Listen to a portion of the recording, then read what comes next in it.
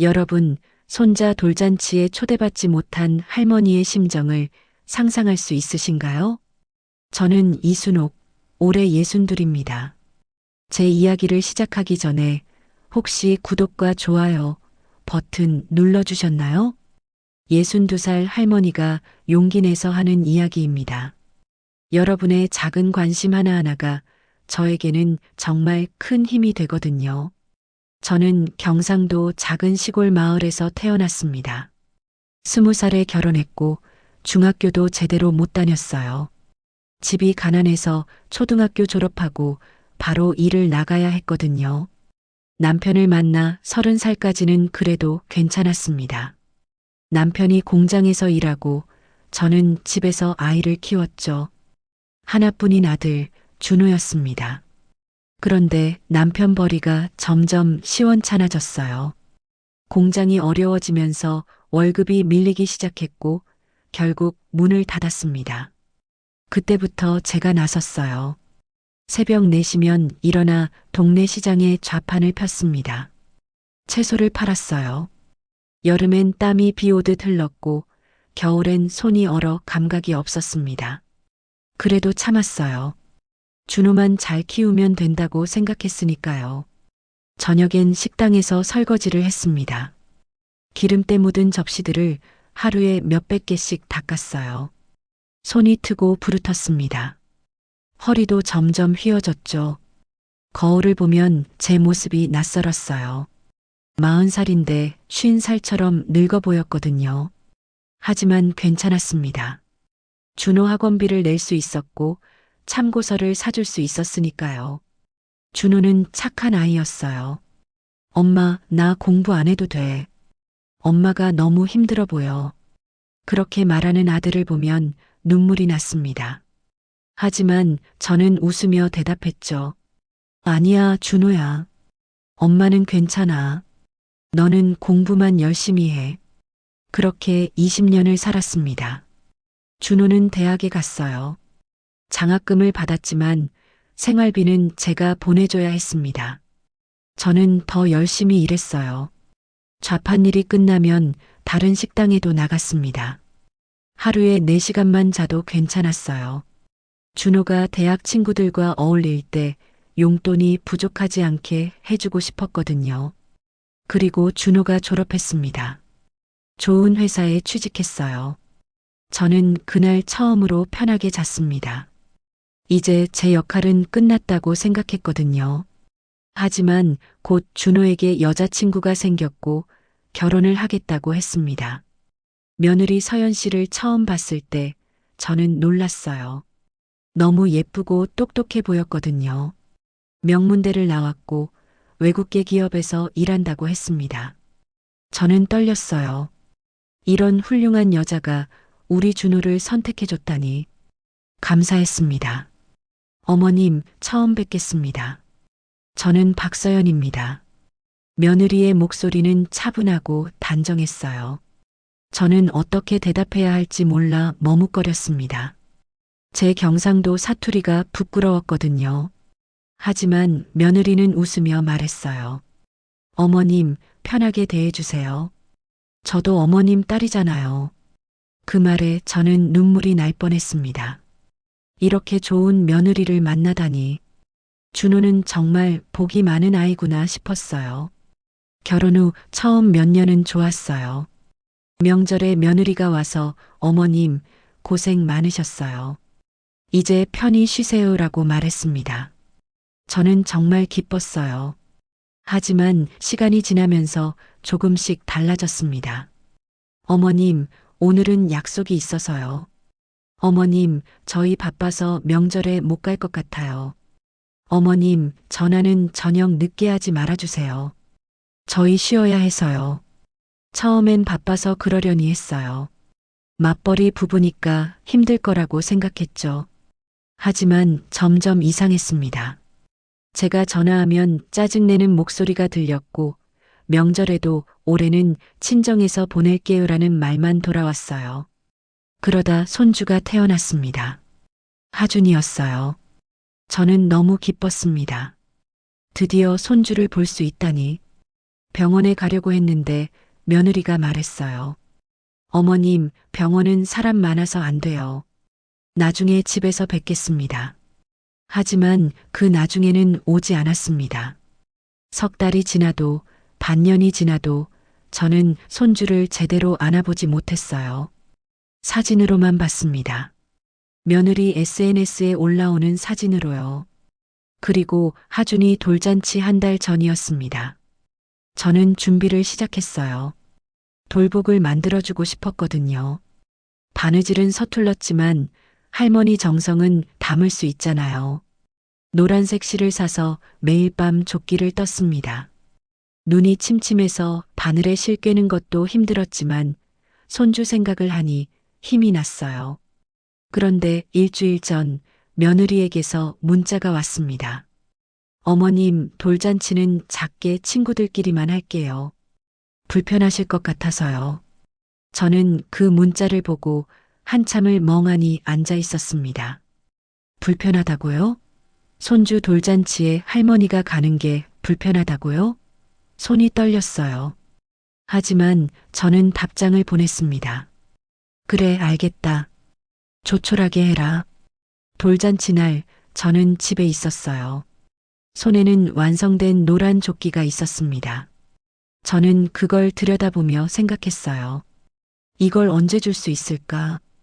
그리고 저녁에 며느리 SNS를 봤습니다. 호텔 연회장이었어요. 화려한 장식, 수십 명의 하객들, 웃는 사람들. 하준이는 파란색 한복을 입고 있었고 며느리와 준호는 환하게 웃고 있었습니다. 친구들, 회사 동료들, 친정 식구들. 그 많은 사람들 사이에 할머니 자리는 없었습니다. 저는 그날 밤 노란 조끼를 쓰레기 봉투에 넣었습니다. 한 달 동안 밤마다 뜬 조끼를요. 그리고 처음으로 생각했어요. 나는 이 가족에게 뭘까? 할머니? 시어머니? 아니면 그냥 창피한 짐일까? 돌잔치 이후 일주일 동안 저는 집 밖에 나가지 않았습니다. 밥도 제대로 먹지 않았어요. 그냥 누워만 있었죠. 경로당 친구들이 전화를 해도 받지 않았습니다. 아무도 만나고 싶지 않았거든요. 순호가 문 열어. 내가 왔어. 현관문을 두드리는 소리가 들렸습니다. 경로당 친구 영자였어요. 저는 못 들은 척했지만 영자는 포기하지 않았습니다. 순호가 내가 안 열면 내가 계속 여기 있을 거야. 이웃들 다 나온다. 할 수 없이 문을 열었어요. 영자는 제 얼굴을 보더니 한숨을 쉬었습니다. 이게 무슨 꼴이야? 밥은 먹고 다녔어? 먹었어. 들어오지 마. 나 괜찮아. 괜찮긴 뭐가 괜찮아. 너 이러다 우울증 걸려. 옷 갈아입어. 나가자. 어디를 나가. 난 안 나갈 거야. 영자는 제 옷장을 열어 옷을 꺼내더니 제 손에 쥐어줬습니다. 순호가 너 이러면 안 돼. 집에만 있으면 생각만 더 깊어져. 나가서 사람이라도 만나야 해. 저는 거절하고 싶었지만 영자의 눈빛이 진심이라는 걸 알았어요. 결국 저는 옷을 갈아입고 영자를 따라 나섰습니다. 영자가 데려간 곳은 동네 공원이었습니다.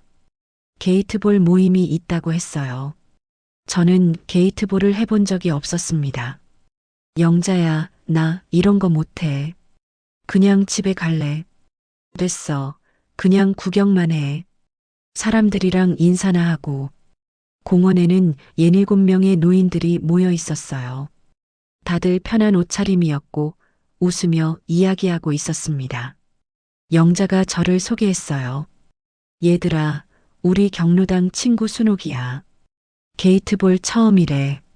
사람들이 반갑게 인사했습니다. 저는 어색하게 고개만 숙였어요. 그때 한 남자 어르신이 다가왔습니다.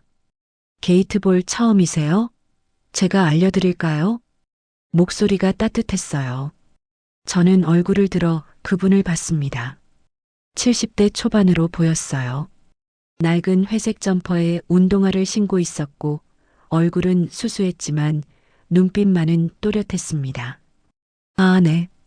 근데 저 잘 못할 것 같아요. 괜찮아요. 천천히 하면 돼요. 제 이름은 강민재입니다. 민재 씨는 친절하게 게임 규칙을 설명해 줬어요. 처음엔 어색했지만 그분이 옆에서 응원해 주니까 조금씩 할만했습니다. 게임이 끝나고 민재 씨가 물었어요. 커피 한 잔 하실래요? 옆에 자판기 있어요. 저는 망설였지만 영자가 눈짓으로 가라고 했어요. 민재 씨와 저는 벤치에 앉아 커피를 마셨습니다. 이상하게 편안했어요. 처음 보는 사람인데 어색하지 않았습니다. 이 동네 사세요? 네, 3년 됐어요. 혼자 살아요. 저도 혼자 삽니다. 아내를 10년 전에 보냈어요. 아, 그러셨군요. 자녀분은요? 있긴 한데 잘 안 만나요. 바쁘다고 하더라고요. 그 말을 듣고 제 가슴이 뜨끔했어요. 민재 씨도 저처럼 자식들에게 외면당하는 건가 싶었거든요. 민재 씨는 무슨 일 하셨어요? 저요? 배운 거 없어요. 어릴 때 가난해서 학교도 못 다녔죠. 젊었을 때 건설 현장 다녔어요. 막노동이요. 지금은 연금 받으며 살아요. 저는 깜짝 놀랐어요. 민재 씨도 저처럼 배우지 못한 사람이었습니다. 그런데 전혀 부끄러워하지 않고 담담하게 말하는 모습이 신기했어요. 저도 학교 못 다녔어요. 중학교도 못 나갔어요. 평생 시장에서 일했어요. 그러셨구나. 힘드셨겠어요. 민재 씨는 제 말에 동정하거나 무시하지 않았어요. 오히려 진지하게 들어주었습니다. 그게 좋았어요. 그날 이후로 저는 일주일에 두세 번씩 공원에 나갔습니다. 게이트볼 모임도 나가고 민재 씨와 커피도 마셨어요. 민재 씨는 말이 많지 않았지만 제 이야기를 잘 들어줬습니다. 한 달쯤 지났을 때 민재 씨가 제안했어요. 순옥 씨, 오늘 날씨 좋은데 전통시장 구경 가실래요? 제가 아는 맛있는 국밥집이 있어요. 순옥 씨, 민재 씨는 저를 그렇게 불렀어요. 할머니도 아니고 어르신도 아닌 순옥 씨. 62년을 살면서 누군가 제 이름을 존중해서 불러준 게 언제였는지 기억이 안 났습니다. 며느리는 저를 어머님이라 불렀지만 그건 호칭일 뿐이었어요. 하지만 민재 씨의 순옥 씨는 달랐습니다. 저를 한 사람으로 봐주는 느낌이었어요. 네, 좋아요. 전통시장은 활기찼습니다. 채소 파는 아주머니들, 생선 손질하는 소리, 떡볶이 냄새. 저도 한때 이런 시장에서 일했었죠. 민재 씨와 걸으며 그 시절 이야기를 했어요. 저 여기서 30년 일했어요. 채소 자판이요. 그러셨어요? 힘들었겠네요. 힘들었죠. 근데 그때는 아들만 보고 살았어요. 준호 하나 잘 키우면 된다고 생각했거든요. 민재 씨가 걸음을 멈추고 저를 봤어요. 순옥 씨, 아들 이야기할 때 표정이 어두워지네요. 무슨 일 있으세요? 저는 망설였습니다. 하지만 민재 씨의 눈빛이 진심으로 걱정하는 것 같아서 조금씩 이야기를 꺼냈어요. 돌잔치 이야기, 며느리 이야기, 제가 느낀 외로움과 상처까지. 민재 씨는 가만히 들었어요. 중간에 끊지도 않고 충고하지도 않고 그냥 들어줬습니다. 제가 다 이야기하고 나니 눈물이 났어요. 죄송해요. 민재 씨한테 이런 이야기까지 하게 돼서. 아니에요, 순옥 씨.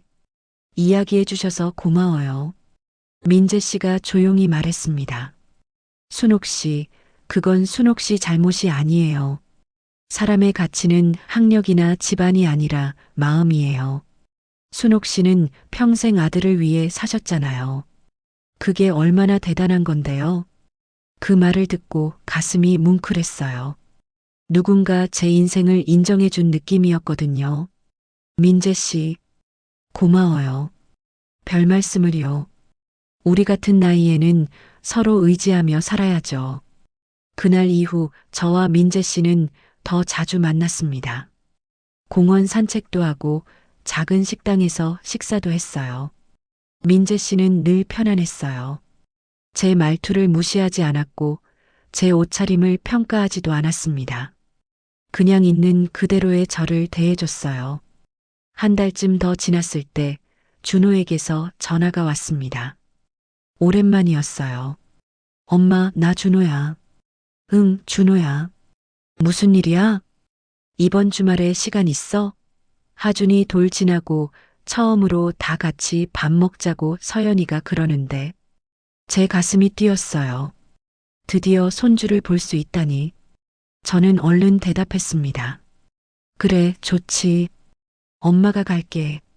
그럼 토요일 낮 12시에 우리 집으로 와. 전화를 끊고 저는 기뻤어요. 준호가 먼저 연락을 해왔다는 것만으로도 감사했습니다. 하지만 동시에 불안했어요. 며느리는 여전히 저를 싫어할까? 하준이는 저를 알아볼까? 토요일 저는 민재 씨와의 산책 약속을 취소했어요. 민재 씨, 죄송한데 이번 주는 아들 집에 가야 해서요. 아, 그러세요? 좋겠네요. 손주 보러 가시는 거예요? 네. 오랜만이에요. 민재 씨가 웃으며 말했어요. 잘 다녀오세요, 순옥 씨. 그리고 순옥 씨, 너무 기대하지는 마세요. 있는 그대로 보시고 오세요. 그 말이 무슨 뜻인지 그때는 몰랐습니다. 준호네 집 초인종을 누르는데 손이 떨렸어요. 문이 열리고 며느리 서연 씨가 나왔습니다. 어머님 오셨어요. 들어오세요. 목소리는 여전히 차가웠어요. 저는 준비한 선물을 내밀었습니다. 하준이가 입을 옷이었어요. 하준이 줄 옷이에요. 예쁘길래 샀어요. 서연 씨가 옷을 봤더니 얼굴을 찌푸렸어요. 어머님, 요즘은 이런 거 안 입혀요. 애 피부에 안 좋아서요. 그리고 저희는 브랜드 옷만 입히거든요. 제 얼굴이 화끈거렸어요. 하준이는 거실에서 놀고 있었는데 제가 다가가니까 낯을 가렸습니다. 하준아, 할머니야. 할머니 몰라? 하준이는 울음을 터뜨렸어요. 며느리가 얼른 안아올리며 말했습니다. 어머님, 애가 낯을 많이 가려서요. 조금 있다가 다시 해보세요. 식사 시간이 되어 테이블에 앉았어요. 분위기가 어색했습니다. 준호가 조심스럽게 말을 꺼냈어요. 엄마, 요즘 어떻게 지내세요? 혹시 어디 나가시거나 그래요? 응, 요즘 공원에 나가. 게이트볼도 배우고. 그래요? 그거 좋네요. 응, 그리고 공원에서 만난 친구분도 있어. 좋은 분이야. 순간 서연 씨의 표정이 굳었어요. 어머님, 설마 남자분 만나시는 건 아니시죠? 응? 아니, 그냥 친구야. 같이 산책하고. 서연 씨가 날카롭게 끊었어요. 어머님 나이에 무슨 남자친구예요. 주변에 말 나와요. 그리고 혹시 사기꾼 아니에요? 요즘 노인 노리는 사람들 정말 많거든요. 준호도 거들었습니다. 엄마 조심하세요. 요즘 보이스피싱도 많고 엄마 재산이 얼마 없다고 해도 그런 사람들은 다 노려요. 저는 할 말을 잃었어요. 자식들이 저를 걱정하는 게 아니라 창피하고 불안해서 그러는 게 느껴졌거든요. 민재 씨는 그런 사람 아니야. 어머님, 민재 씨가 누군데요? 어떻게 알게 된 거예요? 저는 대답하고 싶지 않았어요. 더 이상 이야기하면 민재 씨까지 모욕당할 것 같았거든요. 그냥 아는 사람이야. 밥 먹자. 그날 저는 밥을 제대로 먹지 못했어요. 손주도 제대로 안아보지 못하고 일찍 나왔습니다. 집으로 돌아오는 버스 안에서 민재 씨에게 전화했어요. 민재 씨, 오늘 기분이 안 좋아요. 순옥 씨, 무슨 일 있으셨어요? 저는 오늘 있었던 일을 이야기했어요. 민재 씨는 조용히 들었습니다. 그리고 말했어요. 순옥 씨, 진짜 가족은 피가 아니라 마음이에요. 순옥 씨를 존중하지 않는 사람들이 가족이라고 해서 순옥 씨가 참아야 하는 건 아니에요. 그 말을 듣고 눈물이 났어요. 62년을 살면서 처음으로 누군가 제 편을 들어준 느낌이었거든요. 이제 저는 선택해야 했습니다. 계속 아들 가족 눈치를 보며 살 것인가, 아니면 제 인생을 살 것인가. 그 고민이 점점 깊어지고 있었습니다. 민재 씨와 저는 조심스럽게 만남을 이어갔습니다. 이제는 단순한 친구가 아니라 서로에게 특별한 사람이 되어 있었어요. 민재 씨는 여전히 수수한 옷차림이었고 저희는 비싼 식당이 아니라 동네 국밥집에서 밥을 먹었습니다. 하지만 그게 행복했어요. 순옥 씨, 오늘 날씨 좋은데 바다 보러 갈까요? 바다요? 여기서 멀잖아요. 버스 타고 1시간 반이면 가요. 제가 도시락 싸올게요.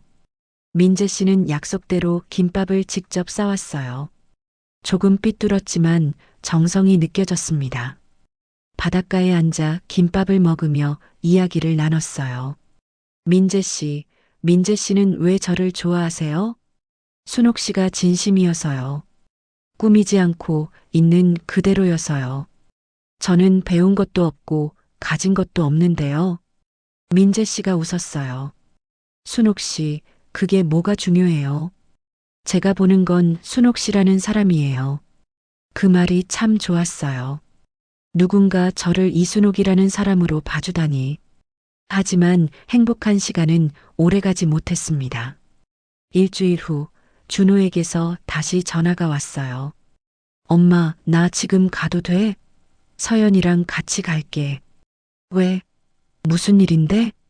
그냥 엄마 만나고 싶어서. 준호의 목소리가 이상했어요. 뭔가 목적이 있는 것 같았습니다. 하지만 저는 거절할 수 없었어요. 1시간 후 준호와 서연 씨가 왔습니다. 하준이는 안 데려왔더라고요. 엄마, 그 민재 씨 아직도 만나? 응, 만나. 서연 씨가 말했어요. 어머님, 저희가 조사해 봤어요. 그 사람 정말 건설 현장 다녔대요. 학력도 없고. 알아. 그게 뭐 어때서? 준호가 답답하다는 듯 말했습니다. 엄마, 그 사람이 엄마 재산 노리는 거라니까. 재혼하려는 거 아니야? 그럼 어때? 엄마가 재혼하면 안 돼?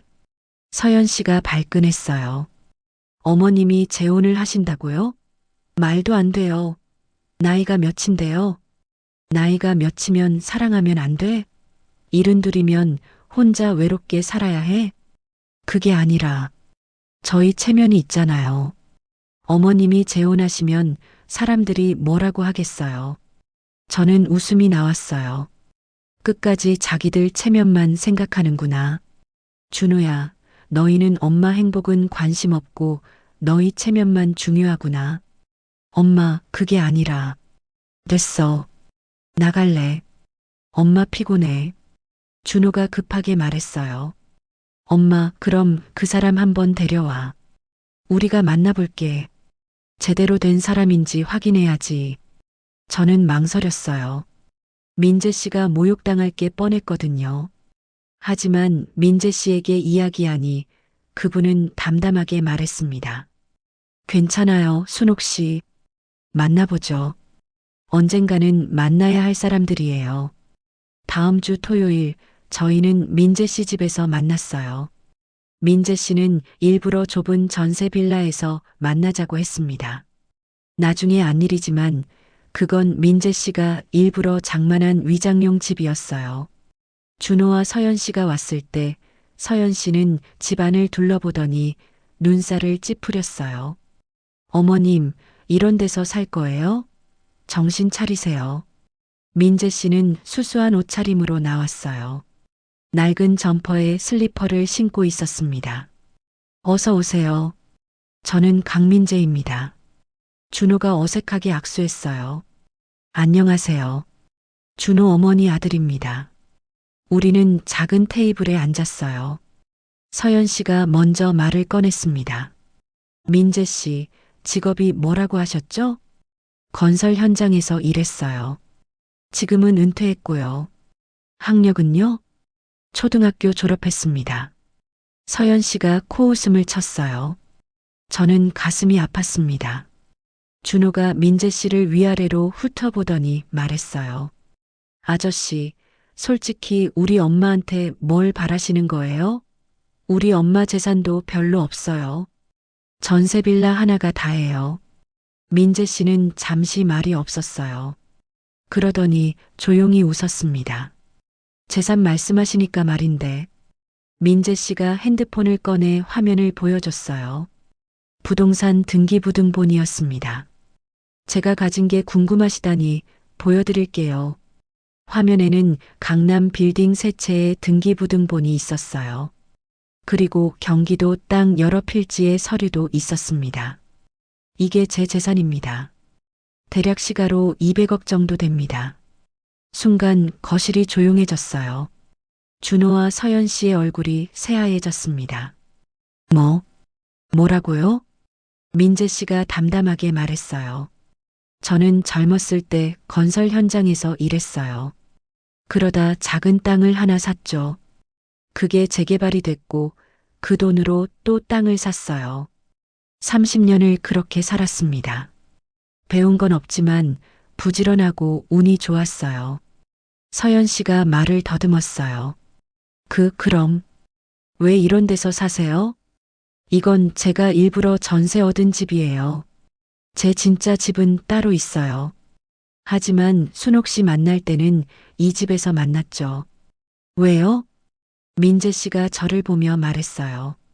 제 재산을 보는 사람인지 저라는 사람을 보는 사람인지 알고 싶었어요. 순옥 씨는 제가 가난한 노인이라고 생각했을 때도 저를 존중해 줬어요. 그게 진심이었죠. 민재 씨가 준호와 서연 씨를 봤어요. 그런데 두 분은 어떠세요? 저를 무시하셨죠. 학력 없고 돈 없는 노인이라고. 순옥 씨한테도 그랬죠. 순옥 씨가 저랑 만나는 걸 창피해 하셨잖아요. 준호가 당황해서 말했어요. 아니에요. 저희가 오해를. 민재 씨가 손을 들어 말을 막았어요. 됐습니다. 저는 제 재산을 보고 달라지는 사람들을 많이 봤어요. 10년 전 아내가 돌아가시고 제 주변에는 재산만 노리는 사람들 뿐이었죠. 제 자식들도 마찬가지였어요. 재혼하면 재산이 어떻게 되냐고만 물었죠. 민재 씨가 저를 봤어요. 그래서 저는 정체를 숨기고 살기로 했어요. 진짜 저를 봐주는 사람을 만날 때까지요. 그리고 순옥 씨를 만났습니다. 순옥 씨는 제가 가난해도 배우지 못했어도 저를 존중해 줬어요. 그래서 저는 순옥 씨가 좋아요. 준호와 서연 씨가 간 후 저는 민재 씨를 봤어요. 민재 씨, 왜 진작 말하지 않으셨어요? 순옥 씨가 달라질까봐 무서웠어요. 제 재산을 알면 순옥 씨도 저를 다르게 볼까봐. 민재 씨, 순옥 씨, 제가 부자든 가난하든 순옥 씨는 변함없죠? 당연하죠. 민재 씨는 민재 씨예요. 민재 씨가 제 손을 꼭 잡았어요. 순옥 씨, 이제 준호 씨와 며느리분이 태도가 바뀔 거예요. 갑자기 잘해줄 거고 재혼을 환영할 거예요. 하지만 순옥 씨, 그게 진심일까요? 저는 이미 알고 있었어요. 자식들이 변할 거라는 걸. 민재 씨, 저는 이제 제 인생을 살 거예요. 자식들 눈치 보지 않고요. 순옥 씨, 고마워요. 제가 순옥 씨를 지킬게요. 예상대로 다음 날부터 준호와 서연 씨의 태도가 완전히 바뀌었어요. 어머님, 어제는 정말 죄송했어요. 저희가 오해했어요. 민재 사장님 같은 분이시라면 당연히 환영이죠. 사장님, 저희 집에 한번 오세요. 제대로 대접해 드릴게요. 서연 씨는 민재 씨를 사장님이라 부르며 극존칭을 썼어요. 하준이도 갑자기 할머니 보고 싶었어요 라며 전화를 했습니다. 하지만 민재 씨는 단호했어요. 사양하겠습니다. 저는 제 재산을 보고 달라진 사람들과는 밥을 먹지 않습니다. 준호가 당황해서 말했어요. 사장님, 저희가 진심으로 잘못을 뉘우치고 있어요. 진심이요? 그럼 제가 가난한 노인이었을 때 왜 무시하셨죠? 순옥 씨가 저랑 만나는 걸 왜 말렸죠? 준호는 대답하지 못했어요. 민재 씨가 저를 보며 조용히 말했어요. 순옥 씨, 제가 순옥 씨 아들과 며느리를 용서하라고 강요하지 않을게요. 그건 순옥 씨가 결정하실 일이에요. 하지만 이것만은 분명히 해야 해요. 우리는 그들의 인정을 받기 위해 사는 게 아니에요. 저는 눈물이 났어요. 하지만 슬픔이 아니라 해방감이었어요. 민재 씨, 고마워요. 처음으로 저를 위해 화내주는 사람을 만났어요. 며칠 후, 저와 민재 씨는 조용한 카페에 앉아 있었어요. 순옥 씨, 우리 정말 재혼할까요? 네, 민재 씨. 저는 이제 후회하지 않을 거예요. 화려한 결혼식은 안 할 거예요. 작은 식당에서 진짜 친구들만 모여서 할 거예요. 좋아요. 그게 더 좋아요. 민재 씨가 웃었어요. 순옥 씨, 72년 만에 처음으로 이순옥으로 사시는 거예요. 그 말을 듣고 가슴이 뭉클했어요. 맞아요. 저는 이제 누구의 엄마도 누구의 시어머니도 아닌 이순옥으로 살 거예요. 준호는 계속 전화했지만 저는 짧게만 대답했어요. 준호야, 엄마는 재혼할 거야. 너희 허락 없이. 엄마, 저희가 잘못했어요. 잘못한 건 알아. 근데 준호야, 이제 엄마는 엄마 인생을 살 거야. 너희 눈치 보지 않고. 준호는 울먹이며 말했어요. 엄마, 그럼 저희는요? 너희는 너희 인생을 살아라. 엄마한테 의지하지 말고. 전화를 끊고 저는 창밖을 봤어요. 봄이 오고 있었어요. 62년 만에 맞는 진짜 봄 같았습니다. 민재 씨가 문자를 보냈어요. 순옥 씨, 내일 함께 결혼 반지 보러 갈까요? 비싼 거 말고 우리 마음에 드는 걸로요. 저는 웃으며 답장했어요. 좋아요, 민재 씨. 우리 마음에 드는 거면 돼요. 이제 정말 새로운 시작이었어요. 무섭기도 했지만 민재 씨가 있어서 용기가 났습니다. 62년을 남을 위해 살았으니 이제는 나를 위해 살아도 되겠죠? 결혼식 날짜를 잡았습니다. 화려한 호텔이 아니라 동네 작은 한정식 집이었어요. 민재 씨와 제가 자주 가던 곳이었습니다. 주인 아주머니가 저희 이야기를 듣고 흔쾌히 장소를 내주셨어요. 할머니, 할아버지, 축하해요. 제가 음식은 특별히 잘 차려드릴게요. 초대장은 따로 만들지 않았어요. 경로당 친구들과 게이트볼 모임 사람들에게 전화로 알렸습니다. 모두들 축하해 주셨어요. 순호가 정말 잘했다. 내가 행복해 보여서 내가 다 기뻐. 영자가 제 손을 꼭 잡으며 말했어요. 저는 영자가 없었다면 민재 씨를 만나지 못했을 거예요. 영자야, 고마워. 내가 나를 끌고 나가지 않았으면 나 아직도 집에서 울고만 있었을 거야. 이제 그런 얘기 하지 마. 오늘은 행복한 날이야. 준호에게는 결혼식 일주일 전에 말했어요. 준호야, 엄마 다음 주 토요일에 결혼해. 엄마, 저희도 가도 돼요? 저는 잠시 망설였어요. 하지만 민재 씨가 말했었죠. 순옥 씨가 결정하세요. 순옥 씨 아들이니까요. 와, 근데 준호야, 엄마한테 사과해야 할 말 있지 않니? 전화 너머로 준호의 긴 침묵이 이어졌어요. 그리고 떨리는 목소리가 들렸습니다. 엄마, 정말 죄송해요. 제가 엄마를 사람으로 본 게 아니라 엄마로만 봤어요. 엄마도 행복할 권리가 있는데 저는 저희 체면만 생각했어요. 준호야, 엄마가 돌잔치에 못 오시게 한 거 정말 미안해요. 서연이가 친구들 많이 오니까 엄마가 불편하실 거래서 근데 사실은 제가 엄마를 부끄러워했던 거예요. 학력도 없으시고 말씨도 사투리시고 제가 정말 못된 놈이었어요. 저는 눈물이 났어요. 들고 싶었던 말이었거든요. 준호야, 엄마는 내가 미운 게 아니야. 그냥 이제 엄마도 엄마 인생을 살고 싶은 거야. 알아요, 엄마. 엄마 행복하세요. 저도 달라질게요. 결혼식 당일 저는 수수한 한복을 입었어요. 화려하지 않았지만 민재 씨가 골라준 것이었습니다. 순옥 씨 정말 예뻐요. 민재 씨도 멋있어요. 작은 식당에는 20명 정도가 모였어요. 경로당 친구들, 게이트볼 모임 사람들, 그리고 준호 가족이었습니다. 준호와 서연 씨가 들어왔을 때 하준이가 손을 잡고 있었어요. 서연 씨가 조심스럽게 다가왔습니다. 어머님, 축하드려요.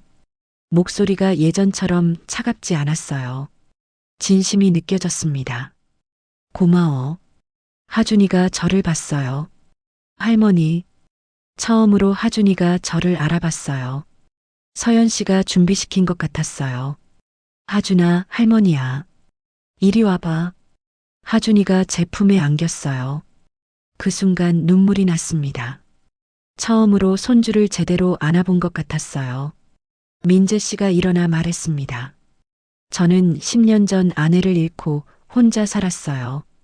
주변에는 제 재산만 보는 사람들 뿐이었죠. 그래서 정체를 숨기고 살기로 했어요. 진짜 저를 봐주는 사람을 만날 때까지요. 민재 씨가 저를 봤어요. 순옥 씨는 제가 가난한 노인이라고 생각했을 때도 저를 존중해 줬어요. 제 말을 경청해 주고 제 과거를 무시하지 않았어요. 그게 진심이었어요. 저는 순옥 씨한테 배웠어요. 사람의 가치는 돈이나 학력이 아니라 마음이라는 걸요. 민재 씨가 제 손을 잡았어요. 순옥 씨, 남은 인생 함께 행복하게 살아요. 누구 눈치 보지 말고 우리 둘이서요. 저는 눈물을 닦으며 말했어요. 민재 씨, 고마워요. 62년 만에 처음으로 이순옥으로 사는 것 같아요. 식사가 끝나고 준호가 저를 따로 불렀어요. 엄마, 진짜 죄송해요. 그동안 엄마한테 너무 못했어요. 알아. 엄마, 저 앞으로 달라질게요. 하준이한테도 할머니 이야기 많이 해줄게요. 명절에도 모시러 갈게요. 저는 고개를 저었어요. 준호야, 엄마는 이제 민재 씨랑 살 거야. 명절에 너희 눈치 보면서 갈 생각 없어. 엄마. 근데 준호야, 가끔 하준이 데리고 놀러와. 엄마가 밥 해줄게. 강요가 아니라 초대로. 준호가 눈물을 글썽이며 고개를 숙였어요. 네, 엄마. 꼭 그럴게요. 서연 씨도 조심스럽게 다가왔습니다. 어머님, 정말 죄송했어요. 제가 어머님을 학력과 집안으로만 평가했어요. 어머님이 얼마나 훌륭한 분인지 몰랐어요. 서연 씨, 고마워. 근데 이제 우리 관계를 새로 시작하자. 시어머니와 며느리가 아니라 어른과 어른으로. 서연 씨가 고개를 끄덕였어요. 네, 어머님. 제가 배우겠습니다. 결혼식 후 민재 씨와 저는 제주도로 신혼여행을 갔어요. 제주도 바닷가를 걸으며 민재 씨가 말했어요. 순옥 씨, 행복해요? 네, 민재 씨. 정말 행복해요. 순옥 씨, 우리 앞으로 뭐 하고 살까요? 글쎄요. 그냥 이렇게 산책하고 맛있는 거 먹고 이야기하면서 살면 안 될까요? 민재 씨가 웃었어요. 그거면 충분해요. 순옥 씨랑 함께라면요. 파도가 밀려왔다 쓸려갔어요. 저는 그 파도를 보며 생각했습니다. 제 인생도 저 파도처럼 밀려왔다 쓸려갔구나. 하지만 결국 바다는 그 자리에 있듯이 저도 제 자리를 찾은 것 같았어요. 민재 씨, 62년을 살면서 오늘이 가장 행복한 것 같아요. 저도 그래요, 순옥 씨. 제주도에서 돌아온 후 저희는 민재 씨 집에서 살기로 했어요. 넓은 아파트였지만 저는 어색하지 않았어요. 민재 씨가 있어서요. 어느 날 저녁 민재 씨와 거실에 앉아 차를 마시고 있었어요. 순옥 씨, 후회 안 해요? 아들 가족이랑 멀어진 거? 가끔은 그리워요. 근데 후회는 안 해요. 제가 행복하니까요. 순옥 씨는 정말 강해요. 민재 씨 덕분이에요. 민재 씨가 없었으면 저는 아직도 아들 눈치 보면서 살았을 거예요. 민재 씨가 제 손을 잡았어요. 순옥 씨, 앞으로는 계속 순옥 씨로 사세요. 누구의 엄마도 누구의 할머니도 아닌 이순옥으로요. 그 말을 듣고 눈물이 났어요. 네, 민재 씨. 저 이제 이순옥으로 살게요. 2달 후 준호가 하준이를 데리고 놀러 왔어요. 저는 하준이가 좋아하는 잡채를 만들어뒀습니다. 할머니, 잡채다. 그래, 하준아. 할머니가 해준 거야. 하준이가 맛있게 먹는 걸 보니 가슴이 뭉클했어요. 준호가 조용히 말했습니다. 엄마, 요즘 어떻게 지내세요? 좋아. 민재 씨랑 매일 산책하고 맛있는 것도 해먹고 엄마 행복해 보여요. 예전보다 훨씬. 그래. 엄마가 행복해 보여? 네. 엄마가 웃는 거 오랜만에 봐요. 저는 그제야 깨달았어요. 그동안 제가 얼마나 웃지 않고 살았는지를요. 준호가 떠나기 전에 말했어요. 엄마, 저도 달라지려고 노력하고 있어요. 서연이한테 집안일도 더 도와주고 하준이랑도 더 많이 놀아주고 있어요. 그래, 잘하고 있구나. 엄마가 가르쳐 주신 거예요. 가족이라는 이름으로 당연하게 생각하면 안 된다는 거요. 저는 준호를 안아줬어요. 준호야, 엄마는 너를 미워하지 않아. 다만 엄마도 엄마 인생이 있다는 걸 알아줬으면 했어. 알겠어요, 엄마. 사랑해요. 엄마도 사랑해, 준호야. 여러분, 제 이야기가 여기서 끝입니다. 62살에 새로 시작한 인생. 누군가는 늦었다고 할지도 모릅니다. 하지만 저는 이제 알아요. 인생에 늦은 건 없다는 걸요. 저는 62년을 남을 위해 살았어요. 남편을 위해, 아들을 위해. 그게 잘못된 건 아니에요. 하지만 그 과정에서 저 자신을 잃어버렸죠. 이순옥이라는 사람을요. 민재 씨를 만나고 저는 처음으로 이순옥으로 살게 됐어요. 누군가의 엄마도 시어머니도 할머니도 아닌 그냥 이순옥으로요. 혹시 여러분 중에 저처럼 자신을 잃고 사시는 분이 계신가요? 가족이라는 이름으로, 사랑이라는 이름으로 자신을 희생하고 계신가요? 제가 드리고 싶은 말은 이거예요. 여러분도 행복할 자격이 있어요. 나이가 몇이든, 학력이 어떻든, 재산이 얼마든, 그건 중요하지 않아요. 중요한 건 여러분 자신이에요. 그리고 진짜 가족은 피가 아니라 마음으로 만들어진다는 걸 기억하세요. 여러분을 존중하고 사랑하는 사람들이 진짜 가족이에요. 늦었다고 생각하지 마세요. 지금이 가장 이른 때예요. 여러분도 응원합니다. 여러분의 이름으로 사는 삶을요. 제 이야기를 끝까지 들어주셔서 고맙습니다. 구독과 좋아요, 그리고 댓글로 여러분의 이야기도 들려주세요.